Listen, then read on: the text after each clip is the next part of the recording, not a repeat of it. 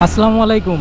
আপনার বাইক কেনার উদ্দেশ্য যদি হয় শুধু অফিস যাতায়াত করা, বাচ্চাকে স্কুলে দেওয়া অথবা সিটির মধ্যে চলাচল করা, তাহলে কি কিনবেন?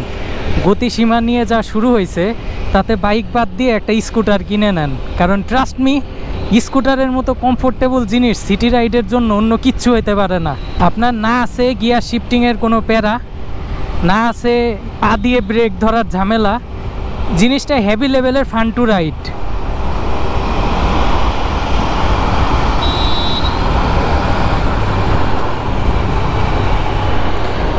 আমরা হচ্ছে এই মুহূর্তে দুইজন স্কুটারে বসা আছি। এর সিটটা এত বেশি কমফোর্টেবল, মনে হইতেছে কি সোফার মধ্যে হচ্ছে বসে আছি। আপনি বাইক যেটা ইউজ করেন না কেন, আর বাইক জিনিসটা যতই কমফোর্টেবল হোক না কেন, বাইকটা না কখনো স্কুটারের মতো কমফোর্টেবল হয় না। অনেক দিন পর চালাইতেছি স্কুটার, বেশ ভালো লাগতেছে। এটা হচ্ছে টিভিএস উইগো।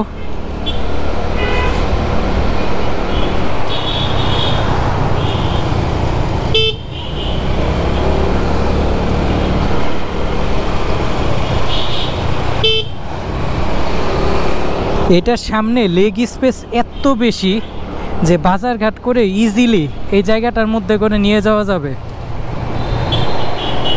স্কুটার জিনিসটা আমি এর আগেও মোটামুটি ইউজ করছি। এর আগে একবার স্কুটার নিয়ে মোটামুটি 2400 না 2600 কিলোর জন্য একটা ট্যুর করছিলাম।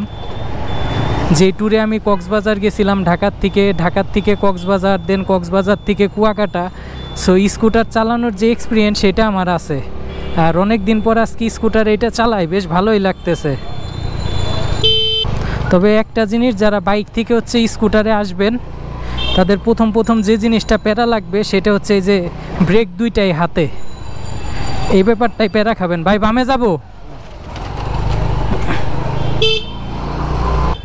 বেশ মজার একটা জিনিস স্কুটার, চিপা চাপার মধ্যে এত সুন্দরভাবে জিনিসটারে হ্যান্ডেল করা যায়।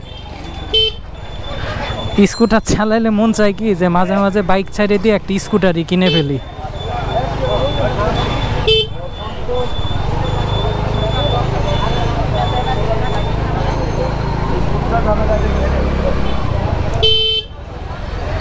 ভিড় যতই থাক, স্কুটার চালাইলে ভিড়ের মধ্যে আপনার বিন্দুমাত্র কোনো প্যারা খাইতে হবে না।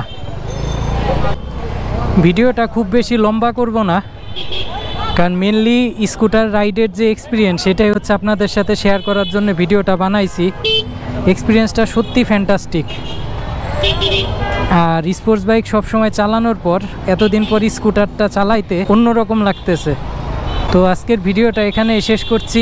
ভিডিওটি ভালো লাগলে চ্যানেলটি সাবস্ক্রাইব করে দিবেন, আর ফেসবুক থেকে দেখলে পেজটিতে একটি ফলো দিয়ে দিবেন।